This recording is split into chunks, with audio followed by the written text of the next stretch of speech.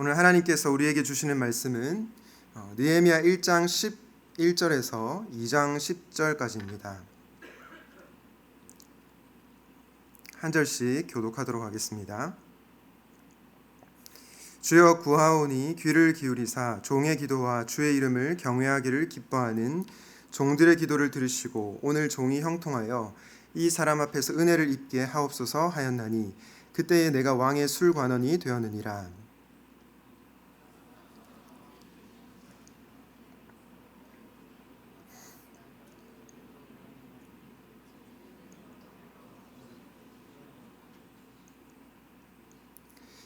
왕이 내게 이르시되 내가 병이 없거늘 어찌하여 얼굴에 수심이 있느냐 이는 필연 내 마음에 근심이 있음이로다 하더라.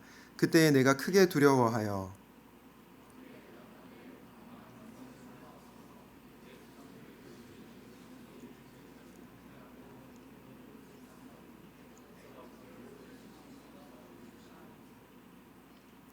왕이 내게 이르시되 그러면 내가 무엇을 원하느냐 하시기로 내가 곧 하늘의 하나님께 묵도하고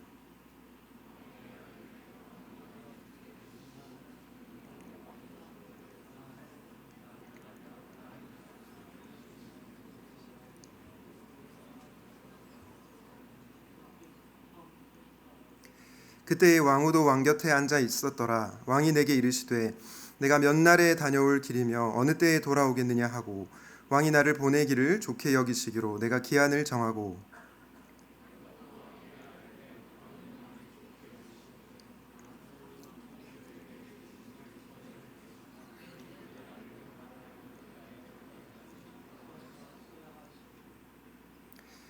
'또 왕의 삼림 감독 아삽에게 조서를 내리사 그가 성전에 속한 영문의 문과 성곽과 내가 들어갈 집을 위하여 들보를 쓸 제목을 내게 주게 하옵소서 하매 내 하나님의 선한 손이 나를 도우심으로 왕이 허락하고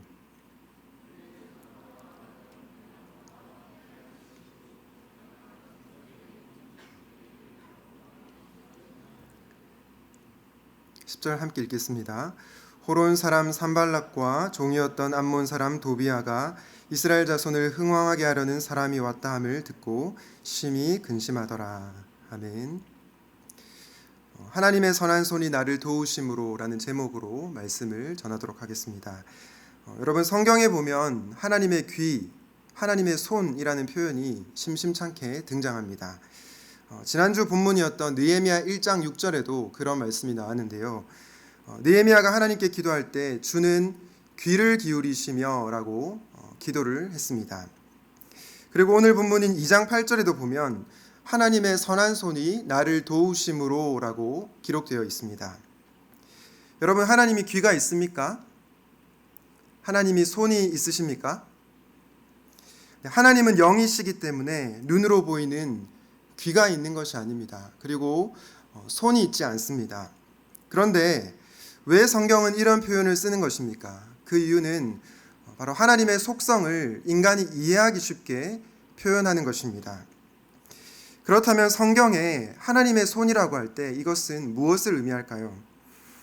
하나님이 전능하신 능력으로 그분의 백성을 구원하시고 돕는다는 것을 의미합니다. 하나님은 홍해를 가르시고 이스라엘 백성을 구원하셨습니다. 따라오는 대적들을 홍해 바다에 잠기게 하셨습니다. 이처럼 하나님은 그분의 백성을 구원하시고 도우시는 분이십니다. 또한 하나님의 손이라는 표현이 나올 때 하나님께서 그분의 백성을 다스린다는 의미가 있습니다. 우리 삶의 모든 것이 바로 그분의 손에 달려 있다는 것입니다. 여러분, 이렇게 하나님의 선한 손이 나를 다스리고 돕는다는 것을 믿을 때 우리의 삶은 어떠해야 될까요? 어떤 사람들은 하나님의 선한 손이 나를 돕는다는 것을 굉장히 수동적으로 이해를 합니다. 제가 신학교에 다닐 때 한 학생이 신학교 교수님에게 이런 질문을 했습니다. 교수님, 만약에 하나님이 우리의 삶을 다스리고 계시다면 굳이 기도할 필요가 있을까요? 우리가 열심히 살 필요가 있습니까? 여러분 어떻게 생각하십니까? 사실은 누구나 살면서 이런 질문을 한 번쯤은 던져봤을 것 같습니다. 저도 한때 이런 질문을 했던 적이 있습니다. 예전에 설교 제목 중에 굉장히 신선한 제목을 본 적이 있는데요. 설교 제목이 뭐였냐면 기도해도 안 되는 것은 안 되고 기도 안 해도 되는 것은 된다 라는 제목이었습니다. 기도해도 안 되는 것은 안 되고 기도 안 해도 되는 것은 된다. 여러분, 이 말이 무슨 말이겠습니까? 우리 삶의 모든 영역이 하나님의 주권에 달려있다는 것입니다. 저는 이 말에 100% 동의합니다. 우리가 아무리 열심히 기도하고 열심히 살아도 야고보서 4장 15절에서 말하는 것처럼 주의 뜻이면 우리가 살기도 하고 그리고 죽기도 할 것입니다. 이것이나 저것이나 할 것입니다. 하지만 하나님의 뜻이 아니면, 하나님께서 허락하시지 않으면 우리가 아무리 발버둥쳐도 우리 뜻대로 할 수가 없는 것입니다. 그런데 이렇게 말씀을 드리면 꼭 앞서 말씀드린 신학생처럼 어차피 하나님이 우리 삶을 다 다스리시는데 기도할 필요가 있겠어? 그리고 우리가 열심히 살 필요가 있겠어? 이런 생각을 하는 그리스도인들이 있습니다. 그리고 굉장히 수동적으로 살아갑니다. 여러분, 이렇게 살아가는 삶이 정말로 하나님의 선한 손이 나를 돕는다는 것을 믿는 삶일까요? 전혀 그렇지 않습니다. 오늘 본문에 나타난 느헤미야가 그랬습니다. 그는 하나님의 선한 손이 자신을 돕는다는 것을 철저하게 신뢰했습니다. 그러나 그는 전혀 수동적인 인물이 아니었습니다. 오늘 본문을 통해서 그가 어떤 사람이었는지 세 가지로 살펴보려고 합니다. 첫 번째로 느헤미야는 끝까지 기도하는 사람이었습니다. 끝까지 기도하는 사람이었습니다. 느헤미야 1장 11절 말씀을 한번 다시 보겠습니다. 주여 구하오니 귀를 기울이사 종의 기도와 주의 이름을 경외하기를 기뻐하는 종들의 기도를 들으시고 오늘 종이 형통하여 이 사람 앞에서 은혜를 입게 하옵소서 하였나니 그때에 내가 왕의 술관원이 되었느니라. 여러분, 느헤미야가 무엇을 하고 있습니까? 기도하고 있습니다. 이 기도 중에 오늘이라는 표현에 좀 주목하고 싶은데요. 오늘 종이 형통하여 이 사람 앞에서 은혜를 입게 해달라고 기도하고 있습니다. 그런데 이 기도가 당장 응답이 되었습니까? 그렇지 않습니다. 기도가 당장 응답된 것이 아닙니다. 느헤미야 1장 1절과 2장 1절에 나오는 유대력 달을 월을 PPT로 한번 보도록 하겠습니다. 1장 1절에 보면 아닥사스다 왕 제20년 기슬르월에라고 하고 있고 2장 1절에 보면 니산월이라고 되어 있습니다. 이 기슬르월이라고 하는 것은 11월에서 12월을 가리키고요. 그리고 니산월이라고 하는 것은 3월에서 4월을 가리킵니다. 자, 그렇다면 느헤미야가 지금 몇 개월을 기도한 것입니까? 지난주 말씀을 통해서 들었듯이 무려 4개월을 기도한 것입니다. 느헤미야 2장 8절에 우리는 느헤미야가 하나님의 선한 손이 자신을 돕는다는 것을 철저하게 믿은 인물임을 보았습니다. 그런데 그가 어떤 행동을 취하고 있습니까? 4개월 동안 꾸준히 그리고 지속적으로 기도하고 있습니다. 끈질기게 꾸준히 기도하고 있는 것입니다. 여러분, 느헤미야는 어떤 사람이었습니까? 술관원이었습니다. 지난주에 장 목사님께서 설명을 잘 해주셨는데 이 술관원은 바텐더가 아닙니다. 그는 아닥사스다 왕의 최측근으로 평범한 지위가 아니었습니다. 왜냐하면 그 왕의 술에 독이 들어가는지를 테스트하는 왕이 가장 신뢰하는 사람이었기 때문입니다. 왕의 개인적인 고민을 나누던 사이였고요. 심지어 왕의 명령을 시행할 수 있는 권한도 있었다고 합니다. 그런데 느헤미야는 왕에게 자신의 고민을 바로 얘기하지 않고 먼저 하나님 앞으로 나아가고 있습니다. 어떻게 그럴 수가 있었습니까? 느헤미야는 아닥사스다 왕 위에 하나님이 계심을 믿었기 때문입니다. 아닥사스다 왕보다 하나님이 훨씬 더 위대하신 분임을 믿었기 때문입니다. 하나님은 우주를 만드신 창조주 하나님이시오 크고 두려우신 분이라는 것을 믿었기 때문입니다. 그리고 주께서는 주를 사랑하고 주의 계명을 지키는 자에게 긍휼을 베푸시는 분임을 믿었기 때문입니다. 여러분, 오늘 본문 2장 1절과 2절에 보면 이 아닥사스다 왕이 느헤미야에게 네가 병이 없는데 어찌하여 얼굴에 수심이 있느냐 질문합니다. 쉽게 얘기해서 왜 이렇게 안색이 좋지 않으냐라고 물어보는 것입니다. 그런데 당시 왕 앞에서 이 얼굴에 근심이 가득한 것은 사실은 죽을 수도 있는 행위였습니다. 그래서 왕이 느헤미야에게 이런 질문을 했을 때 오늘 2장 2절에 보면 느헤미야가 크게 두려워했다라고 얘기하고 있습니다. 그런데 여러분, 느헤미야는 아닥사스다 왕보다 하나님을 더 두려워하였습니다. 왜냐하면 말씀드린 것처럼 아닥사스다 왕 위에 천지를 지으신 창조주 하나님이 계심을 믿었기 때문입니다. 네가 어찌하여 얼굴에 숱이 있느냐? 라는 질문 앞에 느헤미야는 3절에서 이렇게 말합니다. 왕은 만세수를 하옵소서. 내 조상들의 묘실이 있는 성읍에 이제까지 황폐하고 성문이 불탔사오니 내가 어찌 얼굴에 수심이 없사오리까? 여러분, 이 구절을 자세히 들여다보면 느헤미야가 굉장히 지혜로운 인물이었음을 알 수 있습니다. 왜냐하면 처음에 왕은 만세수를 하옵소서라고 하는데 이 말은 왕이시여 만수무강하시기를 빕니다 이런 뜻입니다. 축복의 말로 왕에게 대화를 시작하고 있습니다. 그리고 나서 내 조상들의 묘실이 있는 성읍이라고 표현합니다. 여러분이 내 조상들의 묘실이 있는 성읍은 사실은 예루살렘 성읍을 가리킵니다. 그런데 느헤미야는 이 예루살렘 성읍이라고 하지 않고 내 조상들의 묘실이 있는 성읍이라고 얘기합니다. 왜 느헤미야는 예루살렘이라는 말을 하지 않았을까요? 그것은 지금부터 10년 전쯤 아닥사스다 왕이 예루살렘의 성벽을 재건하는 것을 금지하였기 때문입니다. 성벽을 짓는 것을 금지하였기 때문입니다. 자, 그렇다면 느헤미야가 만약에 내 조상들의 묘실이 있는 성읍이라고 하지 않고 예루살렘 성읍이라고 했으면 왕의 심기를 건드렸을 겁니다. 왕이 생각하기를 지금 느헤미야가 나에게 도전하는 것 아닌가라고 생각을 했을 겁니다.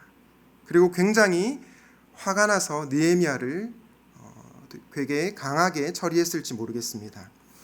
그래서 느헤미야는 예루살렘이라는 말을 쏙 빼놓고 내 조상들의 묘실이 있는 성읍이라고 표현하고 있습니다. 또한 당시 아닥사스다 왕이 다스리는 이 페르시아 제국에서 가장 중요한 것이 바로 조상들의 묘실을 잘 관리하는 것입니다. 그렇기 때문에 느헤미야가 이 아닥사스다 왕의 마음을 움직이기 위해서 내 조상들의 묘실이 있는 성읍이라고 표현하고 있는 것입니다. 결국 4절에 왕은 느헤미야에게 네가 원하는 것이 무엇이냐, 네가 바라는 것이 무엇이냐고 질문하게끔 만듭니다. 느헤미야의 지혜로운 대답이 왕으로 하여금 예루살렘 성벽을 재건하는 데 첫 단추를 열게 만든 것입니다. 여러분, 느헤미야가 참 지혜롭지 않습니까? 상대방을 기분 나쁘게 하지 않으면서 자신이 원하는 것을 얻어내고 있습니다. 이 모습을 보면서 참 지혜롭다는 생각이 듭니다. 그런데 여러분, 느헤미야에게 이런 지혜가 어떻게 생겨난 것입니까? 앞서 말씀드린 것처럼 그가 지속적으로 기도했기 때문입니다. 4개월간 금식하고 기도하면서 지혜와 분별력이 생겼기에 이렇게 왕을 설득할 수 있는 말을 하고 있는 것입니다. 그런데 4절에 보면 네가 무엇을 원하느냐, 이 질문 앞에 느헤미야가 어떤 행동을 취하고 있습니까? 느헤미야 2장 4절을 저와 여러분이 다시 한번 같이 읽어보도록 하겠습니다. 시작. 왕이 내게 이르시되 그러면 내가 무엇을 원하느냐 하시기로 내가 곧 하늘의 하나님께 묵도하고. 여러분, 하반절에 뭐라고 기록이 되어 있습니까? 하늘의 하나님께 묵도하고, 즉 느헤미야가 기도하고 있다고 얘기하고 있습니다. 여러분, 많은 그리스도인들이 어떤 문제가 생기면 그 문제를 해결하기 위해서 정말로 간절히 기도합니다. 그런데 문제가 어느 정도 해결되어지고 또 일이 내가 원하는 뜻대로 되어가면 기도하는 것을 중단합니다. 그리고 바로 행동으로 옮기게 됩니다. 그런데 여러분, 느헤미야는 어떤 사람이었습니까? 그는 끝까지 기도한 사람이었습니다. 4개월간 지속적으로 기도했을 뿐만 아니라 마지막까지도 하늘의 하나님께 묵도하고 있습니다. 여러분, 느헤미야가 어떻게 이렇게 끝까지 기도할 수 있었습니까? 그는 하나님의 선한 손이 자신을 돕는다는 것을 믿었기 때문입니다. 예루살렘 성벽 재건을 자신의 힘으로 하는 것이 아니라 하나님께서 도와주셔야지 이룰 수 있는 이름을 믿었기 때문입니다. 그래서 그는 끝까지 기도한 것입니다. 어떤 사람들은 하나님께서 우리의 삶을 모두 주관하시는데 왜 우리가 기도해야 합니까? 라고 질문을 합니다. 그것에 대한 답은 하나님은 우리의 기도를 수단으로 활용하시기 때문입니다. 하나님께서 그분의 뜻을 이루시기 위해서 사용하시는 가장 중요한 수단이 바로 기도라는 것입니다. 여러분, 9월 23일부터 9월 28일까지 주의 이름을 부르라라는 주제로 새겹줄 특별 새벽기도회가 열립니다. 가능하다면 나오셔서 함께 주의 이름을 부르짖으면 좋겠습니다. 혹시 교회와 집이 멀어서 나오기 힘드신 분들은 근처의 교회에 가셔서 새벽에 함께 기도하면 좋겠습니다. 사랑하는 여러분, 하나님의 선한 손이 나를 돕는다는 것을 믿는 사람은 오늘 느헤미야처럼 끝까지 기도하는 사람입니다. 한 번만 기도하고 포기하는 것이 아니라 끝까지 기도하는 사람입니다. 왜냐하면 지금 일어나는 일들이 끝이 아님을 알고 있기 때문입니다. 바라기는 하나님의 선하심을 믿고 끝까지 기도하는 저와 여러분들 되시기를 우리 주님의 이름으로 축원드립니다. 두 번째로 느헤미야는 계획하고 행동하는 사람이었습니다. 제가 앞서 기도의 중요성을 너무 강조했기 때문에 여러분들이 그래 내가 기도해야 되겠다라는 생각을 했을 거라고 생각합니다. 그런데 여러분, 우리가 인생의 문제를 만날 때 기도만 하면 되는 것입니까? 그렇지 않습니다. 기도는 당연히 해야 되지만 우리는 계획하고 행동해야 합니다. 오늘 본문 5절에 보면 왕이 저를 좋게 보시면 조상들의 묘실이 있는 성읍으로 느헤미야 자신을 보내어 달라고 얘기하고 있습니다. 이것을 통해서 우리는 느헤미야가 기도만 한 것이 아니라 계획하고 행동한 사람이라는 것을 알 수 있습니다. 이렇게 요구하자 왕이 그렇게 다녀오려면 얼마나 걸리느냐라고 질문합니다. 이에 대해서 느헤미야는 자신의 유다까지 무사히 갈 수 있도록 강 서쪽 총독들에게 친서를 몇 통 내려주십시오라고 부탁합니다. 그리고 8절에 보면 왕실 숲을 맡아보는 아삽에게 나무를 공급하라고 친서를 내리셔서 자신이 그 나무로 문짝도 짜고 성벽도 쌓게 해달라고 왕에게 부탁하고 있습니다. 여러분, 느헤미야가 즉흥적으로 이런 말을 했겠습니까? 그렇지 않습니다. 이렇게 상세하게 왕에게 요구하는 것을 보면 그는 이것을 계획하고 행동으로 옮기고 있는 것입니다. 그는 철저하게 계획하고 행동하고 있습니다. 물론 이것은 기도 중에 나온 계획과 행동이었습니다. 여러분, 디트리 보네퍼라고 하는 신학자이자 목사님이 있습니다. 행동하는 신학자로 알려져 있는 분인데요. 이분은 나치즘 광기를 향해 질주하던 독일에서 누구도 입을 열려고 하지 않을 때 악을 보고도 침묵하는 것 자체가 악이라는 말을 했습니다. 이분이 사실은 행동하는 신학자로 알려져 있기 때문에 많은 사람들이 그가 기도의 사람이었다는 것은 잘 모릅니다. 하지만 그는 사실 기도의 사람이었습니다. 그러나 본회퍼 목사님은 기도만 하지 않았습니다. 물론 그가 히틀러 암살 모의에 참여한 것에 대해서, 가담한 것에 대해서 옳으냐 그르냐 논쟁이 있지만 어쨌든 그는 악에 대해서 침묵하지 않는 행동하는 그리스도인이었습니다. 히틀러를 제정신에 이른 운전자에 빗대어 묘사하면서 제정신을 잃은 운전자가 폭주하며 수많은 사람들을 해친다면 그 폭주자를 멈추어야 한다라고 말했습니다. 그리고 나치에 저항하였습니다. 그래서 그는 기도하는 것과 정의를 행하는 것을 동시에 행했습니다. 여러분, 선한 능력으로라는 찬양을 아시죠? 이 찬양의 가사가 바로 이 본회퍼 목사님이 지은 시에서 비롯된 가사입니다. 시에 보면 이런 내용이 나옵니다. 선한 능력에 우리는 너무 잘 보호받고 있으며 믿음으로 일어날 일들을 기대하고 있습니다. 하나님께서는 밤이나 아침이나 우리 곁에 계십니다. 또한 매일의 새로운 날에 함께 하십니다.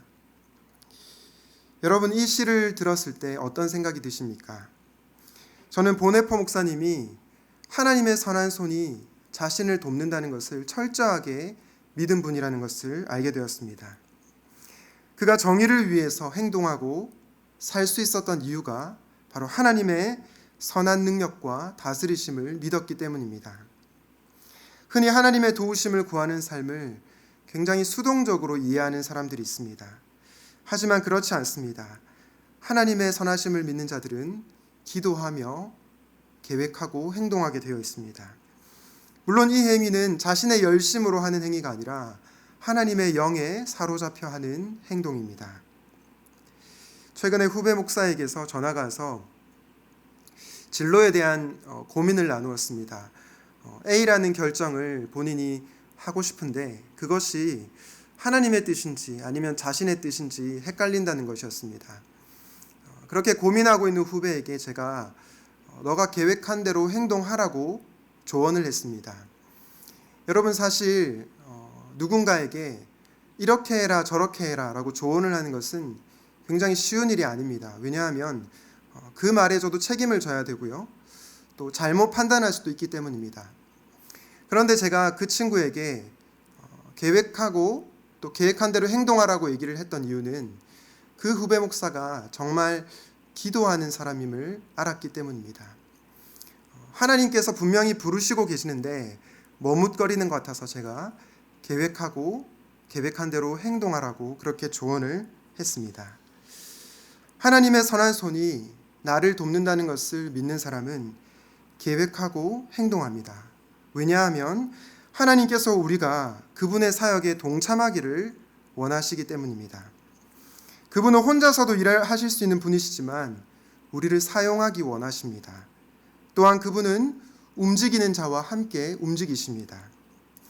저는 여러분들이 기도하는 사람이라면 하나님께서 부르실 때 그 부르심의 행동으로 응답할 수 있기를 바랍니다. 사랑하는 청년 여러분, 그리고 장년 성도 여러분, 느헤미야처럼 끝까지 기도하십시오. 그러나 동시에 계획하고 행동하십시오. 하나님의 선한 손이 나를 돕는다는 것을 믿는 사람들은 하나님의 때를 기다리고 준비하며 계획하는 자들입니다. 그리고 하나님께서 부르실 때 그 부르심에 응답하는 자들입니다. 하나님께서 부르실 때 그분의 부르심에 응답하는 저와 여러분들 될 수 있기를 주님의 이름으로 축복합니다. 마지막으로 느헤미야는 환난 중에서도 소망을 가진 자였습니다. 환난 중에서도 소망을 가진 자였습니다. 오늘 본문 느헤미야 2장 10절 말씀을 보면 호론 사람 산발락과 종이었던 암몬 사람 도비야가 등장합니다. 그런데 그들은 이스라엘 자손을 흥왕하게 하려는 사람, 즉 느헤미야가 왔다는 것을 듣고 심히 근심했다라고 얘기합니다. 무슨 뜻입니까? 느헤미야가 예루살렘 성벽을 재건하려고 하는데 방해 세력이 있다는 것입니다. 우리는 흔히 하나님의 선한 손이 나를 돕기에 인생에 큰 환난과 어려움이 없을 거라고 생각하고 살아갑니다. 혹은 그런 생각을 하지 않더라도 우리 삶 가운데 환난이 찾아오면 하나님의 선하심을 의심할 때가 있습니다. 사실 저 역시도 환난을 겪을 때 그런 생각을 종종 할 때가 있습니다. 우리가 연약하기 때문에 이런 생각을 하는 것 자체가 무조건 잘못되었다고 볼 수는 없습니다. 그러나 우리는 궁극적으로 환난 가운데서도 소망을 가져야 합니다. 느헤미야 2장 19절과 20절 말씀을 새번역 성경으로 저와 여러분이 함께 읽어보도록 하겠습니다. 시작. 그러나 이 일이 호론 사람 산발락과 종노릇을 하던 암몬 사람 도비야와 아랍 사람 게셈에게 알려지니 그들은 우리에게로 와서 당신들은 지금 무슨 일을 하고 있는 거요? 왕에게 반역이라도 하겠다는 것이요? 하면서 우리를 업신여기고 비웃었다. 내가 나서서 그들에게 대답하였다. 하늘의 하나님이 우리를 위하여 이 일을 꼭 이루어 주실 것이요. 성벽을 다시 쌓는 일은 그분의 종인 우리가 해야 할 일이요. 예루살렘에서는 당신들이 차지할 몫이 없소. 주장할 권리도 기억할 만한 전통도 없소. 여러분, 산발락과 도비야가 느헤미야를 어떻게 대하고 있습니까? 19절 말씀해 보니까 비웃고 업신여겼다라고 얘기하고 있습니다. 외부의 적이 아니고 내부의 적입니다. 사실 바깥에 적이 있는 것도 힘든데 내부의 적이 있으면 너무나 힘듭니다. 어쩌면 성벽 재건하는 것을 포기하고 싶을지도 모르겠습니다. 그런데 자신을 업신여기고 비웃는 이 사람들 앞에서 느헤미야가 어떤 고백을 하고 있습니까? 느헤미야 2장 20절에 하늘의 하나님이 우리를 위하여 이 일을 꼭 이루어 주실 것이요 라고 고백합니다. 여러분, 이것이 무슨 말입니까? 하나님의 선한 손이 자신을 돕는다는 것을 철저하게 신뢰하는 고백입니다. 여러분, 구약 성경은 히브리어로 쓰여졌습니다. 그런데 보통 이 히브리어 구문을 보면 동사가 먼저 나오고 주어가 나중에 나옵니다. 동사가 먼저 나오고 주어가 나중에 나옵니다. 쉽게 예를 들어서 보통 한글 성경으로는 기록을 할 때 나는 밥을 먹는다 이렇게 기록하지 않습니까? 그런데 보통 히브리어 구문을 보면 밥을 먹는다 나는 이렇게 기록이 되어 있습니다. 그런데 이 히브리어 성경을 읽다 보면 종종 간혹 나는 밥을 먹는다 이렇게 기록될 때가 있습니다. 어떤 경우에 그렇게 기록이 될까요? 바로 나라는 주어를 강조할 때 주어가 먼저 나오고 동사가 나중에 나옵니다. 나는 반드시 밥을 먹을 거야 라는 그 강력한 의지가 담겨져 있는 구문이라고 보시면 됩니다. 그런데 이 느헤미야 2장 20절 말씀을 히브리어 원어로 보게 되면 이루어 주실 것이요 하늘의 하나님이 이렇게 기록되어 있지 않고 하늘의 하나님이 이루어 주실 것이요 라고 기록되어 있습니다. 무슨 뜻입니까? 하늘의 하나님이 반드시 그 일을 이루어 주시겠다는 것입니다. 그렇기 때문에 느헤미야가 환난 가운데서도 소망을 가질 수 있었던 것입니다. 그리고 나서 느헤미야는 성벽을 다시 쌓는 일은 그분의 종인 우리가 해야 할 일이요라고 고백합니다. 여러분, 제가 의도적으로 희망이라는 표현을 쓰지 않고 소망이라는 표현을 썼습니다. 희망과 소망은 비슷해 보이지만 결정적인 차이가 있습니다. 어떤 차이가 있습니까? 희망은 불확실합니다. 이루어질 수도 있고 이루어지지 않을 수도 있습니다. 예를 들어서 내게 좋은 집이 생기면 좋겠다. 내게 멋지고 예쁜 이성 친구가 생기면 좋겠다. 우리 교회 건물이 조금 더 커지면 좋겠다. 여러분, 이런 것은 희망입니다. 실제로 이런 일들이 일어날 수도 있고요. 일어나지 않을 수도 있습니다. 그런데 소망은 확실합니다. 이루어질 수도 있고 이루어지지 않을 수도 있는 것이 아니라 반드시 이루어집니다. 느헤미야가 대적자들의 조롱과 비웃음에도 낙심하지 않을 수 있었던 이유는 확실히 이루어질 것에 대한 소망이 있었기 때문입니다. 하늘의 하나님이 우리를 위하여 이 일을 이루어 주실 것이라는 소망이 있었기 때문입니다. 여러분, 베드로전서 1장 21절 말씀을 함께 보도록 하겠습니다. 같이 한번 읽어보실까요? 시작. 너희는 그를 죽은 자 가운데서 살리시고 영광을 주신 하나님을 그리스도로 말미암아 믿는 자니 너희 믿음과 소망이 하나님께 있게 하셨느니라. 여러분, 베드로전서를 기록한 베드로는 어떤 사람이었습니까? 여러분들이 잘 아시는 것처럼 주님을 3번 부인한 자였습니다. 위협 앞에서 두려워 떨던 자였습니다. 그런데 그가 기록한 베드로전서 말씀을 보면 굉장히 담대하고 고난 가운데서 두려워하지 않는 모습을 볼 수 있습니다. 전승에 따르면 베드로는 주님을 따르다 십자가에 거꾸로 달려서 순교했다라고 기록이 되어 있습니다. 어떻게 베드로가 이렇게 180도 변화된 것입니까? 바로 죽은 자 가운데서 살리시는 하나님을 믿었기 때문입니다. 그 하나님께만 소망을 두었기 때문입니다. 최근에 제가 청년들을 신방하면서 참 어려운 일들을 겪고 있는 지체들이 많구나를 느낍니다. 그럴 때마다 마음이 참 무겁습니다. 당면한 문제를 해결해 주고 싶은데 그럴 능력도 없고 또 힘도 없어서 무력감을 느끼기도 합니다.